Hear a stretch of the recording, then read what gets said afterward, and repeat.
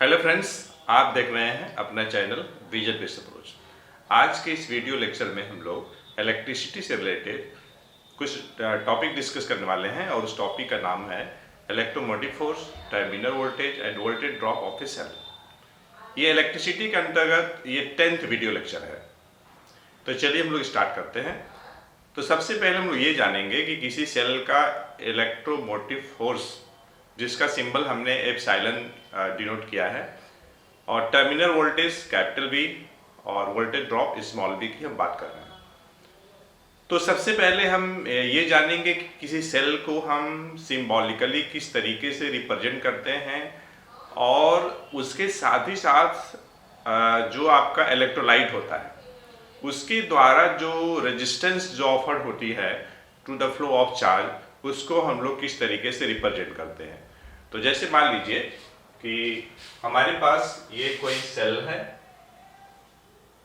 Cell के लिए हम लोग दो अनइक्वल लाइन इस्तेमाल करते हैं, जिसमें कि लॉन्गर वन जो होती है थीनर होती है और शॉर्टर वन थीकर होती है। ये हो गया आपका सेल का रिप्रेजेंटेशन। इसके साथ अगर आप रेजिस्टेंस दिखा दे रहे हैं ऐसे, तो ये देखिए जो आपने रेजिस्टेंस दिखाया है ये सेल का इंटरनल रेजिस्टेंस है, जो कि इलेक्ट्रोलाइट के द्वारा ऑफर्ड होगी, और उस इंटरनल रेजिस्टेंस का सिंबल स्मॉल आर है, और इसे हम लोग डॉटेड बॉक्स के अंदर हम लोग रखते हैं। ये रेक्टेंगुलर बॉक्स हम लोगों ने दिखा दिया सेल को। अब देखिए, अब हम क्या करने जा रहे हैं कि एक्सटर्नल रेजिस्टेंस हम कंसीडर करने जा रहे हैं। ये मान लीजिए कि हमारे पास एक्सटर्नल रेजिस्टेंस है। एक्सटर्नल रेजिस्टेंस यहां पे आप देख रहे होंगे कि दो तरह का रेजिस्टेंस है। एक है आपका इंटरनल रेजिस्टेंस और दूसरा है आपका external resistance. Internal resistance electrolyte के द्वारा ऑफर्ड होगा, और ये देखिए एक्सटर्नल है, बाहर है। एक्सटर्नल रेजिस्टेंस कैपिटल आर है, इंटरनल रेजिस्टेंस स्मॉल आर है, और इस सेल का जो ईएमएफ है आपका, उसका सिंबल हमने एप्सिलॉन डिनोट किया है। तो देखिए यहां पे हम पहले बात कर रहे हैं कि टोटल रेजिस्टेंस कितना हो जाएगा। तो अगर हम टोटल रेजिस्टेंस की बात करें, टोटल रेजिस्टेंस, तो टोटल रेजिस्टेंस आपका हो जाएगा capital R plus small r. देखिए टोटल रेजिस्टेंस में एक्सटर्नल भी होगा और इंटरनल भी होगा, इस बात को ध्यान रखिएगा। अगर सर्किट कंप्लीट है तो क्लोज सर्किट में सेल से करंट ड्रॉ होगी। आई मान लीजिए करंट ड्रॉ हो रही है, तो इसकी मैग्नीट्यूड क्या होगी? तो द करंट ड्रॉन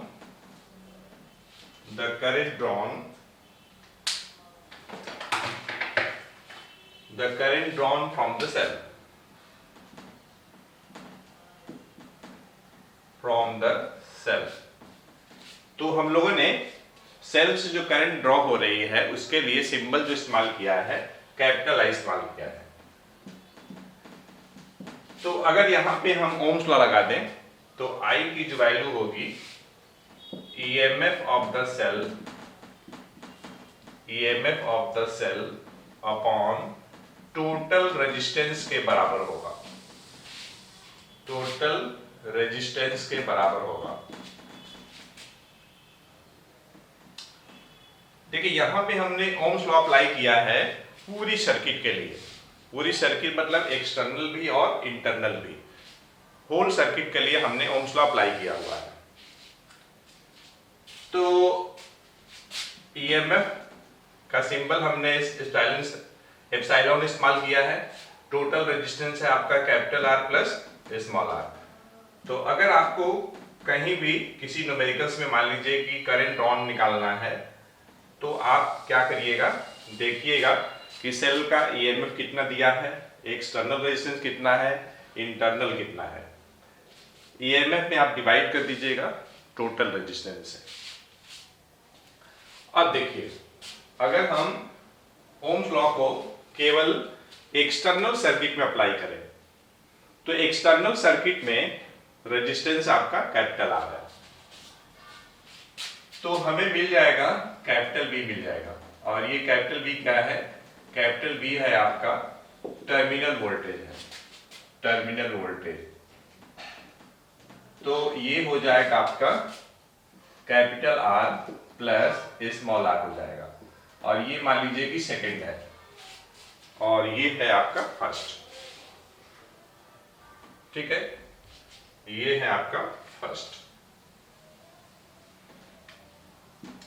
अगर हम ओम्स लॉ को केवल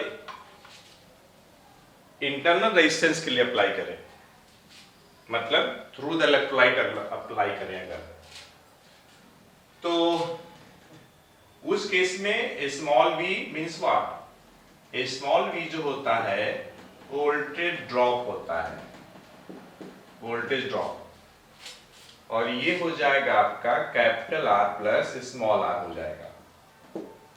ठीक है, अब देखिए मैंने डिफिनेशन अभी नहीं बताया था ईएमएफ का, टर्मिनल वोल्टेज का और वोल्टेज ड्रॉप का। देखिए ईएमएफ ऑफ ए सेल अगर आपको डिफाइन करना हो तो आप दो केस में डिफाइन कर सकते हैं। एक आप क्लोज सर्किट के लिए, मतलब when current is drawn from the cell के लिए, और दूसरी आप डिफाइन कर सकते हैं ओपन सर्किट के लिए।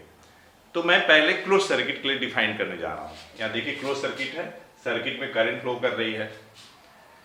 तो EMF of a cell is defined as the amount of work done in carrying unit positive charge throughout the circuit. अब देखिए थ्रू आउट द सर्किट कहने का क्या मतलब है? Through the external as well as internal, मतलब हम complete circuit की बात कर रहे हैं, internal as well as external. अगर मान लीजिए हमें टर्मिनल वोल्टेज डिफाइन करना हो तो उसी तरीके से हम डिफाइन कर लेंगे। Terminal voltage of a cell is defined as the amount of work done in carrying unit positive charge through the external circuit only, जिसका सिंबल कैपिटल बी होगा। अगर आपको वोल्टेज ड्रॉप डिफाइन करना है तो voltage drop due to cell is defined as the amount of work done in carrying unit positive test charge through the internal circuit only, मतलब through the electrolyte की बात हो रही है। अब देखिए तीनों अमाउंट ऑफ वर्क डन है, बात को समझिएगा। कितने चार्ज के लिए? यूनिट चार्ज के लिए, मतलब जूल पर कूलम की हम बात कर रहे हैं, तो जूल पर कूलम मीन्स व्हाट? वोल्ट। तो देखिए तीनों का यूनिट क्या होगा? वोल्ट होगा, चाहे ईएमएफ होगा, चाहे आपका टर्मिनल वोल्टेज होगा, चाहे वोल्टेज ड्रॉप होगा। और जब मान लीजिए कि सर्किट अगर ओपन होगी तो उस केस में जो ईएमएफ होगी वो टर्मिनल वोल्टेज के बराबर होगी। मतलब for open circuit EMF of a cell is defined as the potential difference between the terminals of the cell. अब यहाँ पे देखिए एक रिजल्ट हम डिराइव करना चाह रहे हैं कि जो आपका जो इंटरनल रेजिस्टेंस है उसको हम एक्सप्रेस करना चाह रहे हैं। कैसे एक्सप्रेस करना चाह रहे हैं आपको बताते हैं। हाँ, जैसे एक बात और देख लीजिए यहाँ से, जैसे मान लीजिए कि ये मैं रिजल्ट जो है मैं 3 का इस्तेमाल करना चाहता हूँ, तो यहाँ से स्मॉल आर कैसे लिखेंगे? आप देखिए ध्यान से, स्मॉल वी अपॉन आई लिखेंगे। स्मॉल वी कहाँ से लिखेंगे? तो EMF of the cell minus terminal voltage upon I कहाँ से लिखेंगे? आप इससे लिख लीजिए, सेकंड से लिख लीजिए। तो आई की वैल्यू क्या लिखेंगे? कैपिटल बी अपॉन आर लिखेंगे। देखिए हम क्या क्या इस्तेमाल किए हैं, बात को समझिएगा। हमने यहाँ पे जो इस्तेमाल किया है, देखिए ईएमएफ ऑफ द सेल जो होगी terminal voltage plus small v के बराबर होगा। ये आप यहाँ से भी देख सकते हैं। देखिए यहाँ से अगर आप देखेंगे तो ईएमएफ किसके बराबर हो जाएगा? ये हो जाएगा I capital R plus small r. Capital I से इंटू कर दीजिए, तो capital I into R plus capital I into small r, और ये है आपका कैपिटल बी और ये है आपका स्मॉल बी। इस तरीके से ईएमएफ आ गया और इसी का मैं इस्तेमाल किया हूं। मतलब कि यहां से ईएमएफ आप सेकंड और थर्ड का इस्तेमाल करके आप लिख लेंगे epsilon is equal to capital V plus small v. ये हमने इस्तेमाल किया है और साथ ही साथ आई को हमने रिप्लेस किया है सेकंड का इस्तेमाल करके। तो हमने इस्तेमाल किया है v equal to I R, ये इस्तेमाल किया है। और इसकी मतलब हेल्प से हम स्मॉल v के जगह पे एप्सिलॉन माइनस v लिखा हूं और i के जगह पे हमने लिखा है capital V upon capital R। And this can be written as epsilon minus v upon capital V into capital R। अब देखिए कैपिटल V से डिवाइड कर लीजिए तो कितना आ जाएगा, ये आपका आ जाएगा epsilon upon V minus 1 into capital R आ जाएगा। तो इस तरीके से हम ये देख रहे हैं कि ये जो सेल है, सेल का internal resistance means small r। Small r से क्या मतलब है, इंटरनल रेजिस्टेंस से मतलब है, इंटरनल रेजिस्टेंस, ठीक है, किसका, सेल का। तो क्या हो जाएगा, ये हो जाएगा epsilon upon v minus 1 into capital R हो जाएगा। कुछ किताबों में एप्सिलॉन की जगह पे कैपिटल V भी लिखा रहता है। तो इस तरीके से हम लोगों ने ये देखा कि किसी भी सेल का जो ईएमएफ होता है that is the sum of terminal voltage and voltage drop, and internal resistance of a cell can be expressed as small r is equal to epsilon upon v minus 1 into r। तो friends, इस video lecture में इतना ही। हमें उम्मीद है ये video lecture आपको पसंद आया होगा। तो हम लोग फिर मिलते हैं नेक्स्ट वीडियो लेक्चर में इसी के न्यूमेरिकल्स के साथ। तो thanks for watching the video lecture. Till then take care of yourself.